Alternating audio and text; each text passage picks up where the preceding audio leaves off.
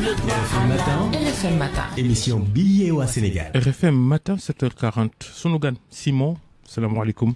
waaleykum salaam Babacar. ñu ngi lay dalal jàmm Simon rappeur bokk wala bokkoon ci Y'en a marre peut-être on verra dans l'émission waaye itam am na yu ñu la seen fan yi ci wàllu taarix histoire du Sénégal ak ni ñu koy jàngale ci réew mi Thiaroye 44 gi ñu doon màggal juróom-ñetti fukki at yi bërki démb yooyu yëpp dinañ ko waxtaan ak yow waaye dañuy njëkkee xew-xew yi nga xam ni moo mujj am ci réew mi mën na ci jël bu ci mel ni Ndar ak garde du corps Barthélémy Dias boobu faatu ci kaso bi noo ko jàngatee njëkk. waaw avant tout dañ leen di nuyuwaat encore une fois di nuyu ñu ñuy déglu à travers seen émission di wax ne neexul ndaw di gis ay ndaw di faatu ci ay conditions yoo xam ne peut-être on ne maîtrise pas tout mais avant tout rek xam naa jaale famille bi jaale tamit monsieur le maire Barthélémy Dias jaale tamit Sénégal parce que Sénégal a ñàkk di wax ne il faut que ñu assainir un peu tamit le milieu politique parce qu'on peut pas continuer à être pris en otage par des gens yi nga xam ne saa yu élection amee on ne parle que de violence on ne parle que de dérive verbale et on parle moins de programme malheureusement ça fait des années et des années à chaque fois on en parle ci ay plateau télé radio mais je crois que il faudrait trouver le moyen vraiment de replacer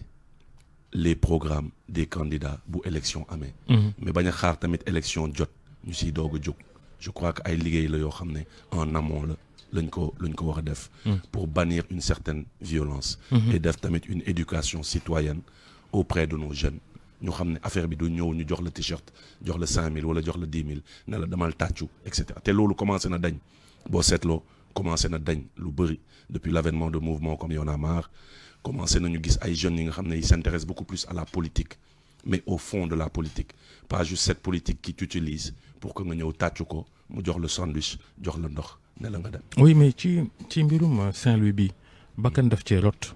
ce qui est étonnant mooy ba fii état Sénégal waxul ak askan wi pas de communiqué pas de communication.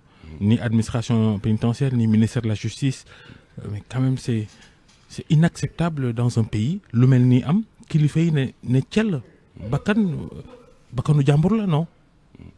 waaw bakkanu jàmbur la mais peut-être que xam nga tamit il faut laisser le temps des enquêtes man je ne maîtrise pas le dossier.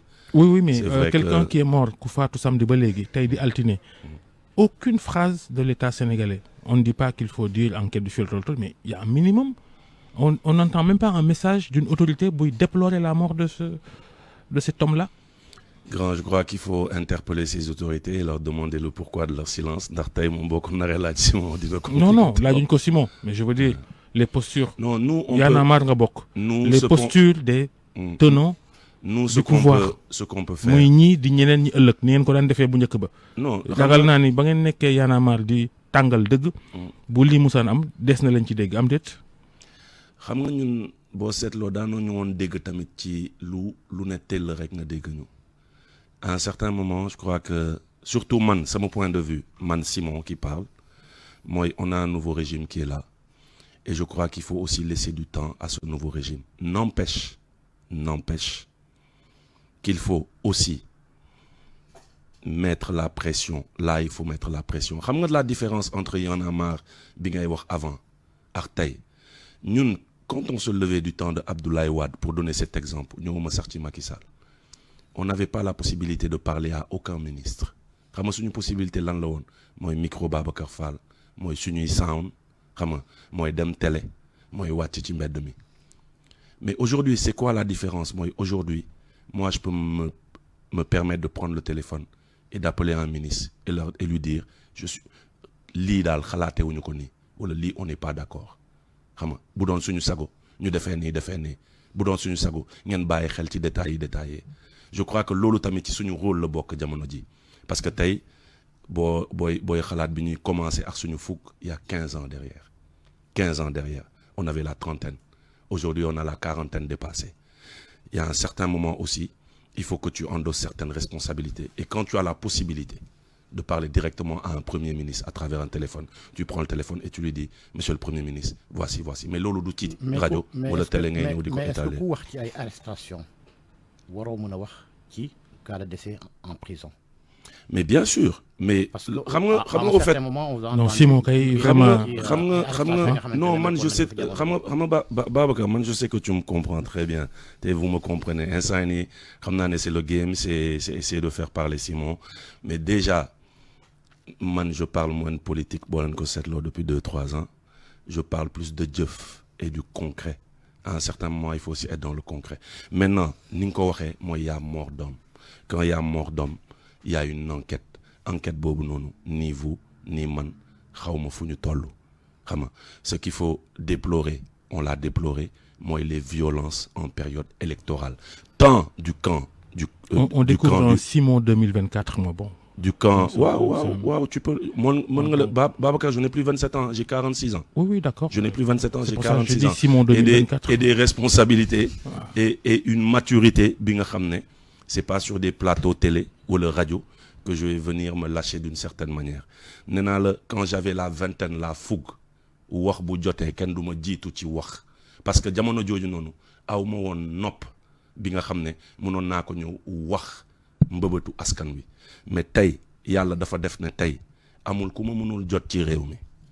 Et lolo, je crois que c'est de la bouteille. On n'est pas convaincu, hein, Simon. Non, on n'est pas convaincu. Le but, c'est pas ça. Hein. Oui, le but, c'est pas de convaincre. Mais, 20 ans, 46 ans, 50 ans, 60 ans, les principes, les idéologies doivent rester les mêmes, pas au gré, peut-être, des situations politiques. N'est-ce pas? On est d'accord au moins sur ça? On est d'accord sur ça. Ouais.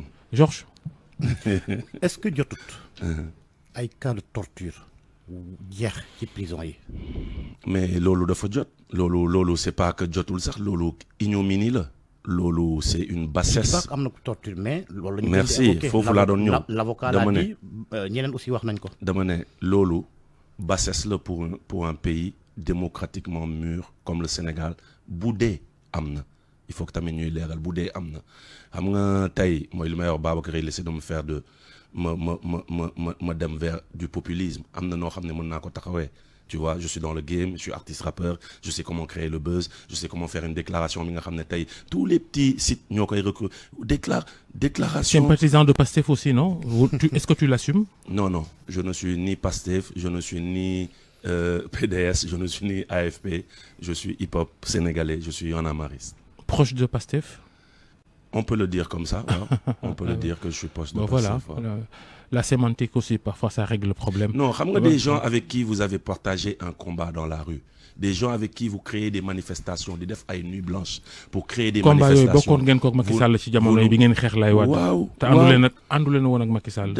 Mooy li may expliquer tey tamit. Mais Pastef commencé na jox ay postes. Kilifa PCA. Babacar. Ay cultures urbaines ñu leen koy jox ak yooyu. Simon joxuñu ko poste. Simon. Mais on a donné à Y'en a marre ci nga bokk. Non, on n'a pas donné à Y'en a marre. On a donné à Landing Mbessane Seck. Il faut des fois aussi savoir faire la différence. Il a sa carrière, il a sa trajectoire, il a fait son choix. Et un choix qu'on respecte.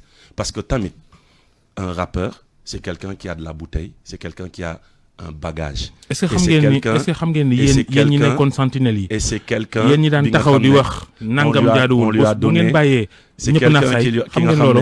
On lui a donné un poste bi nga xam ne ci ay compétences am la bokk muy moom muy nit dof. Maintenant peut-être da nga bokk ci ñi nga xam ne dañu jàpp des rappeurs c'est des écervelés muusuñu amuñu xel. On n'a jamais dit ça, Simon, tu sais très bien qu'on te respecte. Non, j'essaie de faire comme yow. Il faut que tu comprennes que j'essaie de faire comme toi. Non, parce qu'il y a certains qui pensent ça. Il y a certains qui pensent que les gens n'ont pas fait d'études, les gens n'ont pas de compétences, n'ont pas de diplôme, et qu'on ne doit pas leur donner des... Personne n'a jamais dit ça ici sur cette antenne. Personne. Mais ces deux personnes respectables du hip-hop, bi nga xam ne dañu jëf ci hip hop bi ñëpp gis ñu am ay initiative ñu xeex tamit jëf ci Pastef jëf ci Pastef mais c'est leur choix mais xam nga Simon mosoo ko gis mu jëf ci Pastef Thiat mosoo ko gis mu jëf ci Pastef mais nangu nga ni tu es proche de Pastef on partage mais je le crie tout haut j'ai énormément d'amis au sein du Pastef, j'ai énormément d'amis au sein de l'APR et énormément d'amis au sein du PDS. C'est ça un peu la force. Simon, de quelqu'un comme Simon. Non, ratale-moi. Babacar, moi, il m'a expliqué. je ne vais pas venir fii di def de la provocation wala du populisme. Dépassé naa jamono. Est-ce qu'ils sont toujours membres actifs Y'en a marre? Non, ils ne sont plus depuis que ils sont non. C'est que Kilifeu moo doon Y'en a marre sans Nit Doff c'est plus un ami, voilà, un sympathisant, mais Kilifeu non bokkatul Y'en a marre.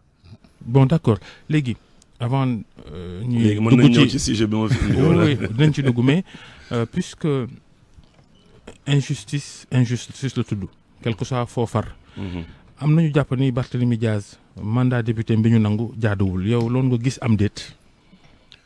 Honnêtement je ne maîtrise pas. Simon quand même pas. Non Babacar sama akulaay taala laa lay wax je ne maîtrise pas tout ce que je sais mooy c'est une personne bi nga xam ne elle s'est battue pour le Sénégal. Moi, le maire Barthélémy Diaz, qui continue à se battre pour le Sénégal, qui a fait énormément de choses au sacrifice des fois de risquer sa vie pour ce pays, et que c'est une personnalité qui mérite le respect qui lui est dû. Maintenant, entre les professionnels, il y a des invités filles, ñi nga xam ne dañuy manier loi jëm gauche keneen manier loi dem droite boo liiree ki manier dem droite da nga koy nangul boo liiree ki manier dem gauche da nga koy nangul c'est pas un Simon qui n'est pas expert ni juriste qui va venir te dire que ça c'est approuvé ou c'est pas approuvé. Est-ce que am na cohérence ñi nga xamante ne démb ñoo doon joxoñ baaraamu tuuba Macky Sall ne dafa am intention roppi mandat wu Barthélémy Diaz Assemblée nationale naka noonu itam jële ko ci boppu mairie bu Dakar tey ñu jëf leneen la nga xamante ne moom moo waroog la newoon seen kàddu démb est-ce que cohérence am na fa. Honnêtement comme ni mu la ko waxee nekkuma fi pour juger cohérence ou bañ a juger cohérence tey mënu leen ma am sama grand tey bon d'accord Simon léegi on ne peut rien faire si tu veux pas répondre. Non mais maa ngi répondre grand depuis sànq quand même maa ngi répondre honnêtement da ngay ne réponse bi nga bëgg a dégg. non plutôt dans la langue de bois mais ginnaaw dañ la woowoon parce que dañoo gisal suñu bopp. ay vidéo yooyu def nekk ci ay école ak université aux États-Unis di jàngale ñoom Lat Joor ak Sëñ Tuubaa ak Alaaji Malik ak ñeneen ci Caaroy 44 bi jàpp nga ni lu war a law la ñu xamle ko da nga jàpp ni ñuy jàngale taarix di histoire du Sénégal dañ ko war a changer loolu moo la tax a jóg n'est-ce pas. Non seulement dañu war a changer mais dañu war a gas ba mu suul ba mu xóot tamit suul xam nga sànni ci ay xottu bouteille sànni ci essence sànni ci pétrole sànni ci gasoil là moom je vais faire mon populisme quoi parce que béy pas ma ay xam nga suul taal ba pare suul parce que xam nga Babacar tey da ngay dem ci suñu école yi ba léegi on va te dire Victor Schœlcher a aboli l'esclavage en 1848 tu vois mais on va jamais te parler du combat de la révolution Torodo à travers ñoom Abdelkader Kane, à travers ñoom Thierno Souleymane Baal, qui ont parlé d'abolition d'esclavage bien avant Victor Schœlcher en 1776. On va te dire que la Déclaration universelle des droits de l'homme a été ratifiée par l'ONU en 1948. Le Sénégal le fête en grande pompe chaque année. Déclaration universelle des droits de l'homme. Alors qu'en 1236, on avait le Kouroukan Fouga, la charte du Mandé, finie à l'Afrique de l'Ouest. On va te dire que Christophe Colomb a découvert l'Amérique. Loolu yëpp ñun ñoo jàngandoo nañ ko ci table d'école yi tey suñuy rakk suñuy doom moom la ñuy continuer di leen jàngal alors qu'on va pas te dire que Bakary II Aboubakar II le Mansa Manding le grand frère du célèbre Kanka Moussa qu'on dit que c'est le roi le plus riche du monde l'homme le plus riche du monde on va pas te dire que Bakary II a foulé le sol et je dis bien foulé parce qu'on ne découvre pas un continent déjà habité, bien qu'il y avait les Amérindiens, mais a foulé le sol américain bien avant Christophe Colomb. On ne va pas nous parler de Bakary II, qui est d'ici, de l'Afrique de l'Ouest. Et à l'époque, l'Afrique de l'Ouest, l'Empire mandingue, c'était le Mali, le Sénégal, la Mauritanie, passant par le Burkina jusqu'en Côte d'Ivoire. Tu vois, Lolo, Dunko Djangal, man, j'ai fait tout mon cursus scolaire. On ne m'a jamais parlé de ça. Et il y en a énormément, même si certains ont tendance à me dire que c'est dans le programme, mais qu'en général, le programme bidoudier, l'autre d'une ko atteindre. Mais comment nous dit la Chine de Mao Tse-tung, Chiang Kai-shek, on connaît par cœur l'histoire, le Japon du Meiji. Je dis pas que c'est pas important, encore une fois, c'est bien pour la connaissance générale, mais ce que je dis, mais comment mettre la priorité aujourd'hui sur la révolution Torodo, comment mettre la priorité sur le Kouroukan Fouga, qu'on nous parle de Bakary II, qu'on nous parle de Yasuke, le premier samouraï noir, qu'on nous parle d'abnégation à travers Yasuke, mais pourquoi nous parler à chaque fois d'abnégation à travers un roman de Honoré de Balzac, de Montesquieu, et encore une fois, je n'ai rien contre eux. On connaît par cœur l'histoire de Jeanne d'Arc, de Napoléon Bonaparte, mais on ne connaît pas assez l'histoire de Ndateya Mbodj. Et pourtant, l'histoire de Jeanne d'Arc et de Ndateya Mbodj est assez similaire. L'histoire de Jeanne d'Arc, pardon, et de Aline Sitoé Diatta est assez similaire. Jeanne d'Arc la guillotine ñoom ndata yàlla ak ñooña taal seen bopp ndeer. Non xam nga tamit foofu mooy beneen erreur xam nga tey même quelqu'un ku mel ni Babacar Fall va te dire ndate yàlla ndeer alors que ndate yàlla n'a rien à voir avec ndeer Talatay Ndeer c'était les mamans de ñoom ndate yàlla et Jëmbët Mbodj ce sont les deux petits enfants yu ñu génnee ci néeg bi ne leen ñu dem comme ça ñu mën a raconter histoire bi nu mu demee seen ay waajur ñoo taal seen bopp. Donc à chaque fois qu'on parle de Ndate Yàlla, les gens, tellement qu'on ne connaît pas notre histoire, les gens ont tendance à l'assimiler à Talatay Ndeer alors que c'est deux générations différentes. C'est lié, c'est quand même lié. C'est lié, mais il faut juste dire que Ndate Yàlla ñoom elles étaient petites, c'était les deux petits enfants yu femme de Ndeer yi génnee ci case bi balaa ñuy taal seen bopp pour refuser d'être souillés. Et si on faisait assez attention ci suñu ay programme di ko ci insérer di ko jàngal suñuy ndaw. Georges tey nit yi duñu lié ñaari nga jàppee ko ni ab combat pour la décolonisation du savoir. Ban pédagogie ngay adopté ak naka lañ ko percevoir ñi nga xamante ñoom ngay dajeel ci classe yooyu noonu déjà aux États-Unis. Pédagogie bi c'est du rap, j'utilise le rap, le slam, des rimes pour enseigner. Parlons de la première force qu'a rencontré le colon, ses premières larmes, sa première peur, son premier affront. Parlons de cette femme brave, courageuse et digne qui a su mener son peuple tout en étant en première ligne. Au Sénégal, la première autorité rencontrée par le colon fut une femme, Ndateya Mbodj, retenez le nom. Faidherbe n'en revenait pas de voir une dame à la tête de tous ces tchèdes en dread exécutant ses requêtes. Son règne débuta en octobre 1846. Elle exerça le pouvoir tel un braque s'appropriant tous les titres. Un chef d'État, une résistante, une vraie nationaliste, guerrière insoumise, mais aussi mère éducatrice, Ndateya Mbodj. Ça, c'est avec des rimes, c'est du rap. Ça permet aux jeunes de plus se l'approprier. Moi, j'ai des enfants qui ont 11 ans. Aujourd'hui, je suis en train de préparer un public reportage sur Cheikh Anta Diop. Dans un micro-trottoir, Université Cheikh Anta Diop. Là, Cheikh Anta Diop. Mais sur 20 étudiants, c'est 2 étudiants qui vont te donner une bonne information.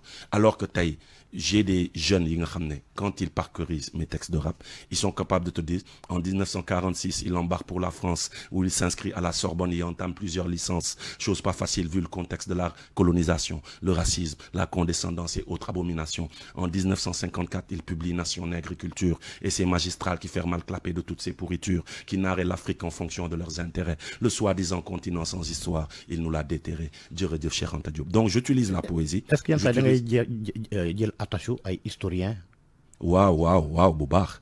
Pour Ndateya Mbodj, j'ai beaucoup lu Fat Sowsar et je me suis approché du professeur Fat Sowsar. C'est à travers ses écrits que j'ai pu écrire le texte de Ndateya et de Aline Sitoé Diatta. Je consulte beaucoup professeur Massamba Gueye parce que si je lis des fois lire mon exact si je lis je viens vers des gens comme professeur Massamba Gueye professeur voilà ce que j'ai écrit etc. Mais je dois remercier aussi quelqu'un comme le docteur Cheikh Thiam. Le docteur Cheikh Thiam, il est à l'université de Amherst. Il a permis un peu de décoloniser même ma manière hip-hop de venir raconter les histoires. Parce qu'à chaque fois, de me donner affront, on a fait trop d'affront à l'Afrique, on a trop rabaissé l'Afrique, etc. Et je crois que ce côté-là, c'était le côté hip-hop rappeur qui parlait. Mais quelqu'un comme le professeur Cheikh Thiam, il faut que nous talk, nous tek affaire, nous décortiquer, lire le livre lire le documentaire, etc. Et on a commencé à construire la chose de manière différente. Par exemple, aujourd'hui, on va te dire que on connaît exactement la révolution américaine à travers Thomas Jefferson et George Washington. Parce que nous avons parce que nous avons des documentaires, nous avons des films. Mais c'est arrivé en 1776. Et en 1776, il y avait la révolution Torodo. Donc, grâce à des gens comme Dr Cheikh Thiam, on est en train de voir comment faire ce parallélisme, comment combiner la révolution américaine à travers Thomas Jefferson et George Washington et la révolution Torodo de Ñom Thierno Souleymane Baal, Abdelkader Kane pour voir les similarités, pour voir trouver les points de convergence et voir les différences. Et pourquoi lutte bi di gëna populaire. Merci. et que lutte B tamit populaire alors que dafa war a populaire. jërëjëf si soo me permettrait rek ma tëj. Oui, 10 le secondes. message que je lance à nos autorités mooy que aujourd'hui on a la possibilité à travers le hip-hop. Le hip-hop bi nga xam ne ñu bëri dañu jàppee ne yëfu xale la yëfu dof la de faire de la décolonisation du savoir et d'armer nos jeunes maanaam ci wàllum xam-xam. Ce que je fais là avec l'histoire, on peut le faire avec les mathématiques, on peut le faire avec la physique chimie. Et j'appelle vraiment nos autorités, encore une fois, à bàyyi xel ci lii nii ñuy def ci lu ñoom xumaan di def lu ñoom Jabir Slammer. Il y a énormément de gens qui sont là, qui ont fait des études poussées, qui ont le bagage intellectuel pour pouvoir décoloniser le savoir dans nos jërëjëf établissements. Simon mbaa doo créer benn leçon bu tudd Ousmane Sonko le guide de la révolution jërëjëf Simon jox nga ma idée ah jox nga ma idée merci grand. jërëjëf Georges jërëjëf Soxna Naata. dama ni waa Thiès ñoo aye Soumari moo leen di indil seen showroom bu bees dàq. L'ouverture est prévue pour le lundi 23 décembre 2024. Soumari Thiès vous propose sa promotion avec le Redmi 14C, 128 Go, RAM 6 à 61